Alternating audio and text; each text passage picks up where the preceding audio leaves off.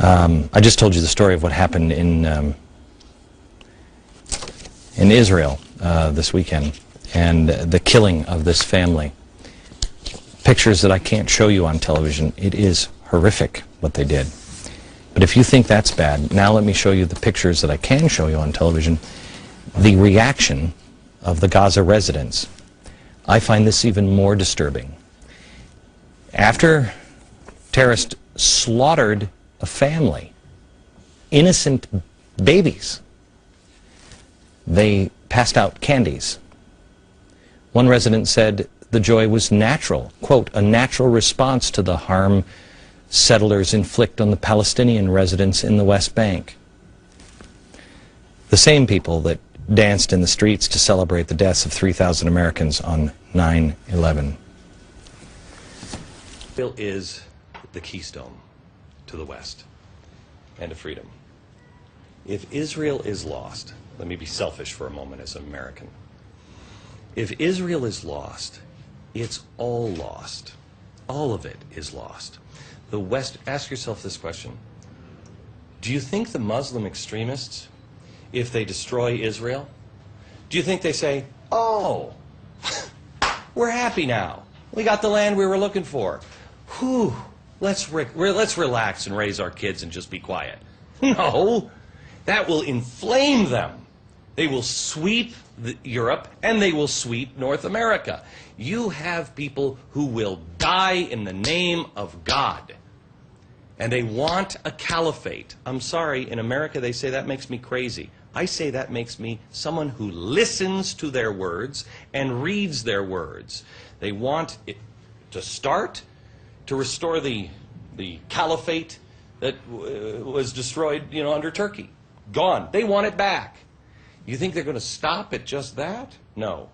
Israel falls, we all fall. And they kept looking over the fence. And every time I said, hey, neighbor, they said to me, I'm going to kill you.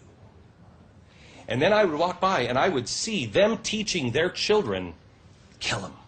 Kill them when you can. Kill them. They're evil.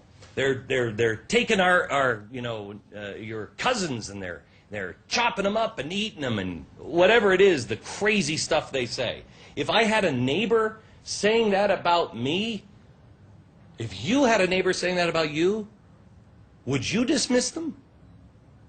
I know I would file a complaint. I would shout it from the rooftops every second of the day. So at least the world would know. If I show up dead or my family's dead, it's that guy. Every country has a right to defend itself against terror. But they keep telling Israel, don't overreact, don't fire back, be careful, don't ramp things up. Let me get this straight.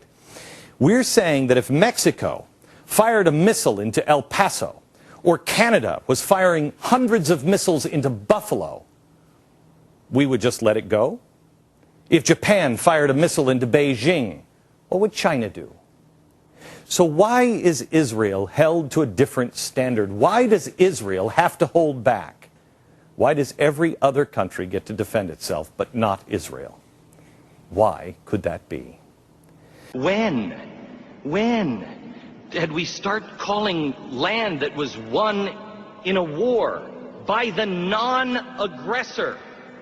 When did we start calling that land occupied?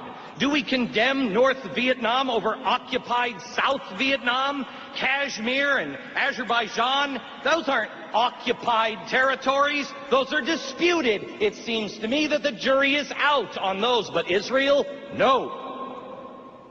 Are we going to begin? Do you hear anybody saying that California, Texas, Arizona is occupied Mexico? Wait a minute, that's a bad example. Yes, I do hear that. Does anyone really believe when Israel is forced into a two-state solution that the Middle East will suddenly be calm and stable and all of these things will be solved? Let me tell you something. If you disarm Hamas and Hezbollah and the radicals in the Middle East, there will be peace. If you disarm Israel, there will be no Israel and no peace. If the world, again, accepts silently that the idea that a despotic regime has the right to kill the Jews and use fear and muscle and intimidation to frighten others away from their side, then today I declare, count me a Jew and come for me first.